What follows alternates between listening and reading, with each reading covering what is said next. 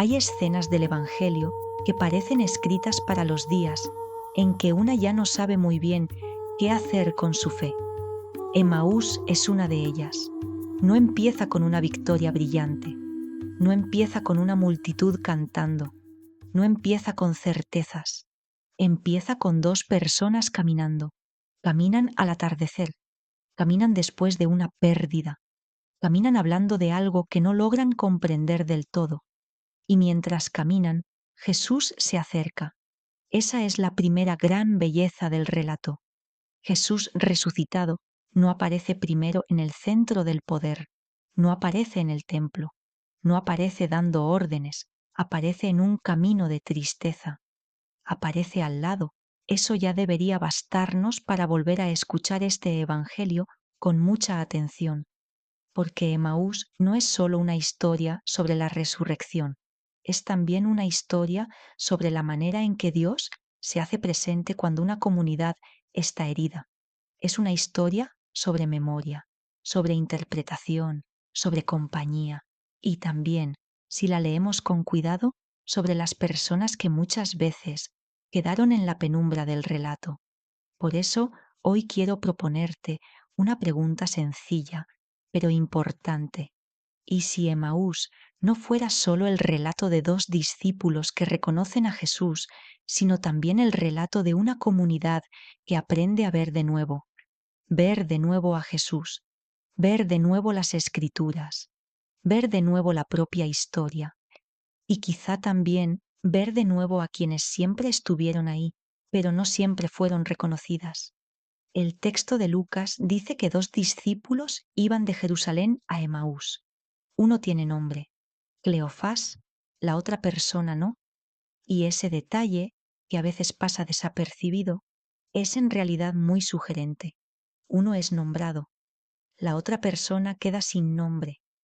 Durante siglos, muchas imágenes y muchas predicaciones imaginaron automáticamente a dos hombres, como si no pudiera ser de otro modo.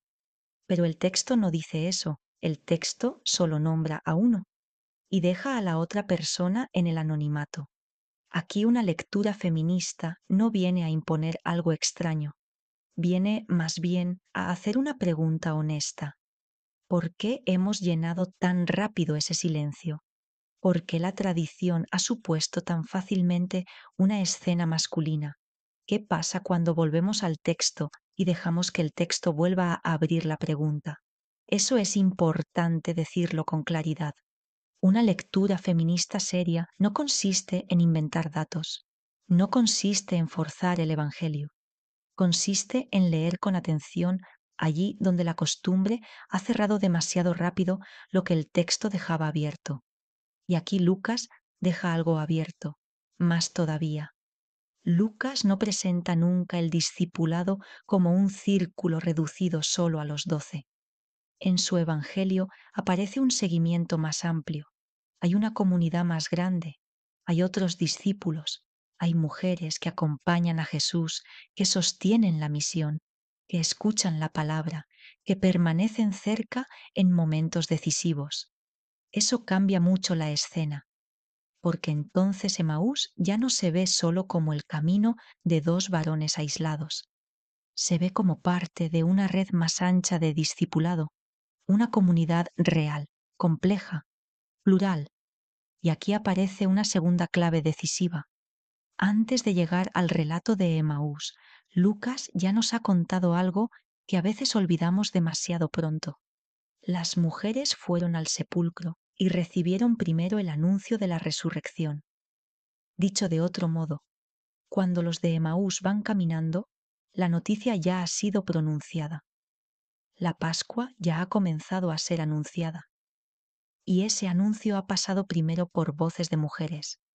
Esto tiene una fuerza enorme, porque entonces Emaús puede leerse también así, como el camino de unas personas que todavía no logran integrar del todo una buena noticia que ya les ha llegado, y que les ha llegado precisamente por medio del testimonio de mujeres.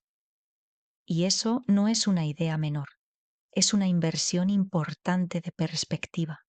A veces se predica la Pascua como si empezara cuando los discípulos varones entienden. Pero Lucas no cuenta eso. Lucas cuenta otra cosa. La resurrección ya ha irrumpido antes, el anuncio ya ha sido pronunciado antes y ha sido confiado antes a mujeres. Entonces la pregunta ya no es solo cuándo reconocen ellos a Jesús, sino también por qué cuesta tanto recibir una palabra cuando viene de donde no se esperaba. Esa es una pregunta profundamente evangélica y también profundamente actual, porque no pocas veces el problema en la Iglesia no ha sido la falta de palabra por parte de las mujeres. El problema ha sido la dificultad para escuchar esa palabra con verdadera autoridad. Emaús, entonces, no solo habla del encuentro con el resucitado, también habla de una comunidad que necesita rehacer su manera de escuchar. ¿Y Jesús qué hace? No se impone. Este es uno de los rasgos más conmovedores del pasaje. Jesús no aparece diciendo, aquí estoy, ¿cómo no se han dado cuenta? No humilla, no ridiculiza, no atropella, pregunta. ¿Qué vienen conversando por el camino? Qué pregunta tan sencilla y qué pregunta tan divina, porque a veces pensamos que Dios empieza enseñando y en Emaús Dios empieza escuchando. Escucha la decepción, escucha la esperanza rota, escucha esa frase tan humana. Nosotros esperábamos, ahí cabe una vida entera. Esperábamos que las cosas fueran distintas, esperábamos que la justicia llegara de otra forma, esperábamos que Dios actuara más claramente, esperábamos que el amor no terminara así, esperábamos que la Iglesia fuera un lugar más habitable, esperábamos.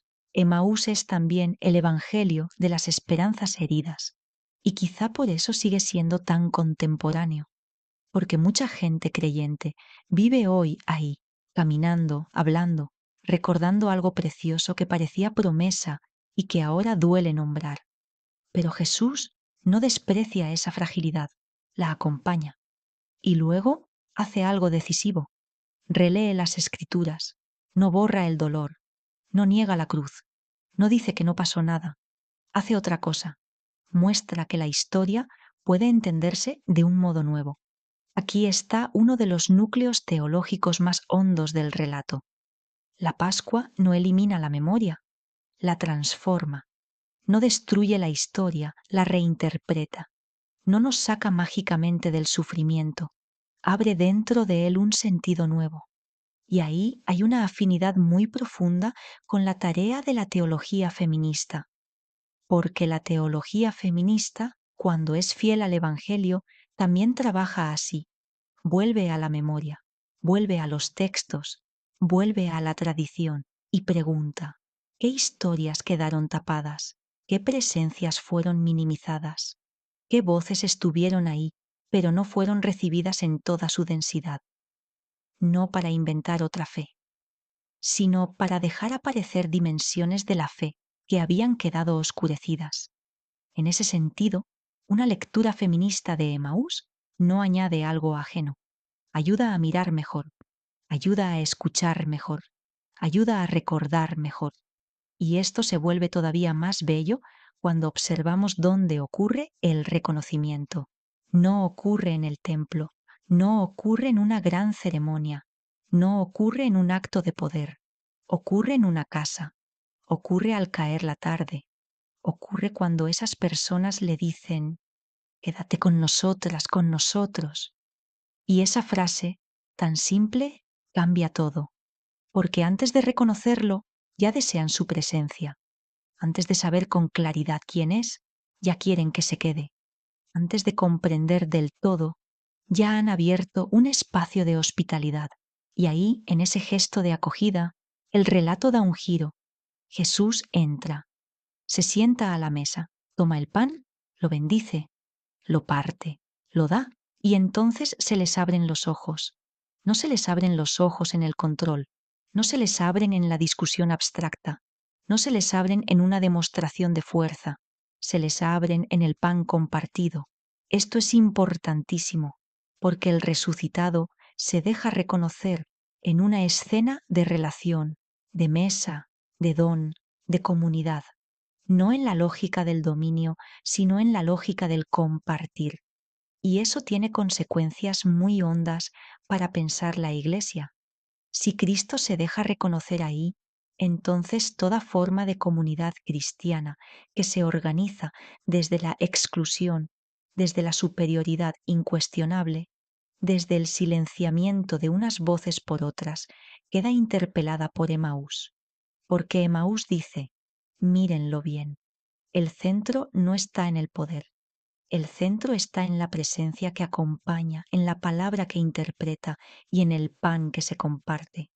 Y después viene una de las frases más hermosas de todo el Nuevo Testamento. ¿No ardía nuestro corazón mientras nos hablaba por el camino? No dicen, ¿no resolvió todas nuestras dudas? No dicen, ¿no nos dio por fin una teoría impecable? Dicen, ¿no ardía nuestro corazón? Eso no le quita rigor a la fe, le da profundidad, porque el conocimiento creyente en el Evangelio no es solo intelectual, también es interior, también es afectivo, también toca el cuerpo, la memoria, la sensibilidad. La verdad no llega solo como idea correcta, llega también como fuego, como una llama que vuelve a encender lo que estaba apagado. Y esto importa mucho. Importa porque durante mucho tiempo se ha sospechado de todo lo que suene a experiencia, a cuerpo, a afecto, a intuición, como si la verdad de Dios habitara solo en el terreno de lo abstracto. Pero Emaús no dice eso. Emaús muestra otra cosa. Muestra que la escritura explicada y el corazón encendido no se oponen, se necesitan. La palabra abre el sentido y el corazón reconoce que ahí hay vida. Al final, los discípulos regresan a Jerusalén y ese detalle también es decisivo. No se quedan encerrados en una experiencia bonita.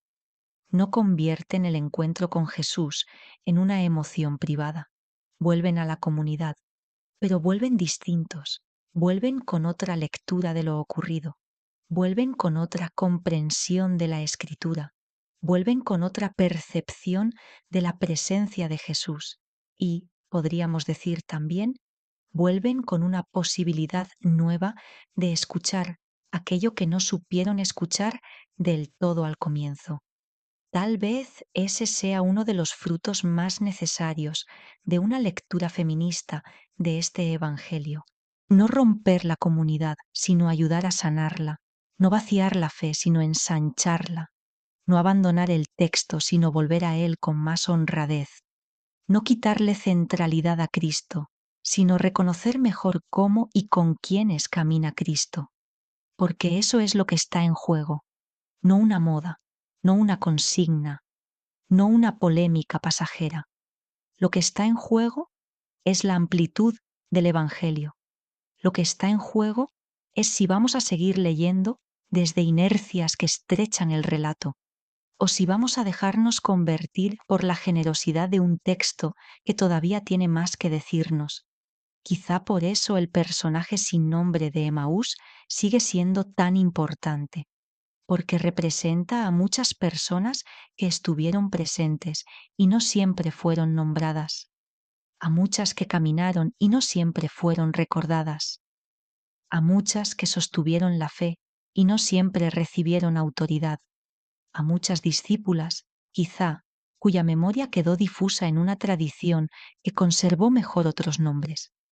Y entonces Emaús deja de ser solo una escena del pasado, se vuelve un espejo para la Iglesia, un espejo para nuestras comunidades, un espejo para nuestra manera de leer, un espejo para preguntarnos a quienes vemos y a quienes no, a quienes escuchamos y a quienes no, a quienes damos credibilidad y a quienes seguimos dejando en la sombra.